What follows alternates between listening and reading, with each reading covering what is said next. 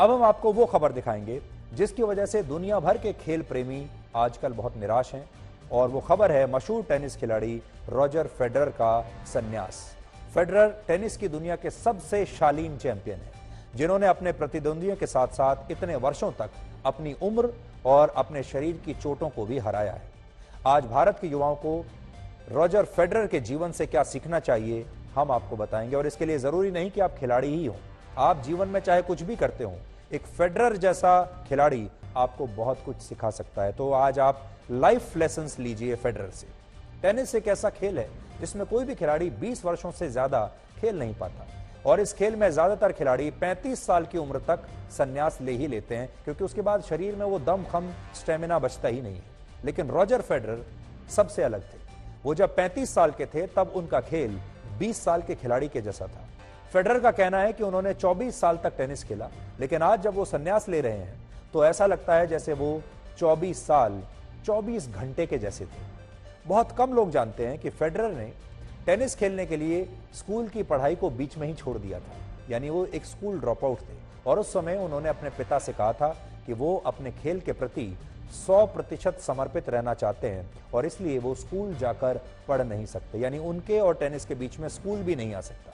एक और बात, फेडरर की मां खुद एक शानदार टेनिस खिलाड़ी थी, जिसकी वजह से वो इस खेल को बचपन से ही बहुत पसंद करने लगे थे। कुछ और तस्वीरें आज हम आपको दिखाएंगे, दुर्लभ तस्वीरें। ये तस्वीरें उस समय की हैं जब स्विट्जरलैंड के बसेल शहर में 12 साल के रॉजर फेडरर एक बॉल बॉय की भूमिका में थे। वर्ष 1992 से 93 के बीच इस शहर में जितने भी टेनिस के टूर्नामेंट्स हुए, उनमें से ज्यादातर में फेडरर ने एक बॉल बॉय का काम किया, जिसमें वो खेल के मैदान में खेल के दौरान बॉल उठाकर खिलाड़ियों को दिया करते थे। उनके बचपन की एक तस्वीर खास तौर पर आपके लिए निकाली है, जब वो एक बॉल बॉय हुआ करते थे।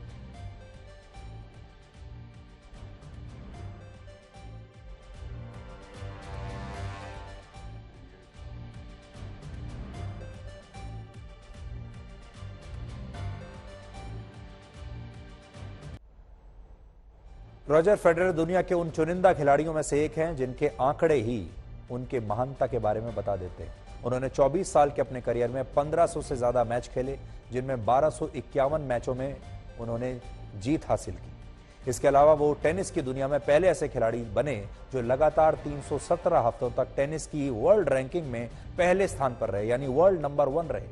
इसके अलावा 36 साल की उम्र में जब ज्यादातर खिलाड़ी टेनिस खेलना छोड़ देते हैं, इतनी ताकत स्टेमिना नहीं बचता शरीर में, तब उस उम्र में उन्होंने 2018 में टेनिस का नंबर 1 खिलाड़ी बनकर दुनिया के सामने एक बहुत बड़ा उदाहरण पेश किया। और सबसे बड़ी बात, रॉजर फेडरर अमेरिका के मशहूर टेनिस खिलाड़ी पीट सैम्प्रास को अपना आदर्श मानते थे, और फिर एक समय ऐसा भी आया जब उन्होंने अपने आदर्श को ही, यानी पीट सैम्प्रास को ही पीछे छोड़ दिया। वर्ष 2009 में जब उन्होंने विंबलडन टूर्नामेंट जीता, तब उनके कुल ग्रैंड स्लैम्स की संख्या 15 हो गई, जबकि पीट सैम्प्रास अपने करियर में 14 ग्रैंड स्लैम ही जीत पाए थे। इससे यह सीख मिलती है कि जिस व्यक्ति को आप अपना आदर्श मानते हैं, आप अगर पूरे परिश्रम के साथ, अनुशासन के साथ मेहनत करते जाएं, तो एक दिन अपने आदर्श से भी आगे निकल सकते हैं। हालांकि बाद में 36 वर्ष के नडाल और 35 साल के नोवाक जोकोविच उनसे आगे निकल गए।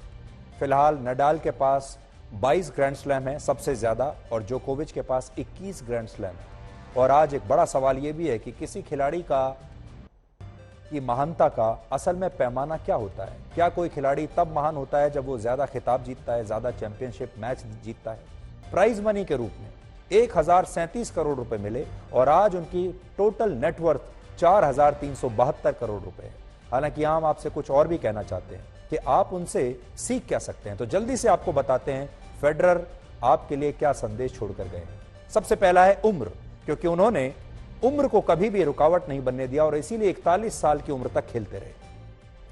वर्ष 2018 में जब उन्होंने अपना 20वां ग्रैंड स्लैम जीता, तब उनकी उम्र 36 साल थी, और फेडरर चाहते तो उसी समय उस हाई पर संन्यास ले सकते थे, लेकिन ऐसा नहीं किया, और उन्होंने अपने खेल को कभी भी उम्र के चश्मे से देखा नहीं। दूसरा आप उनसे जो सीख सकते हैं वो है धैर्य।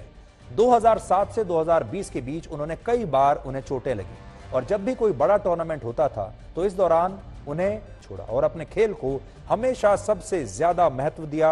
अपने परिश्रम में एक दिन के लिए भी उन्होंने कमी नहीं आने दी और अपने खेल को हमेशा सर्वोपरि रखा। चौथा है शालीनता। खेल के दौरान वो हमेशा विनम्र दिखाई दिए और उनकी शालीनता ने उनके प्रतिद्वंदी खिलाड़ियों को भी न सिर्फ हैरान किया बल्कि उन्हें उनसे छोटा करके भी दिखाया। फेडरर ऐसा नहीं कि फेडरर के जीवन में उतार चढ़ाव नहीं आए, लेकिन उन्होंने अपनी शालीनता को कभी नहीं छोड़ा।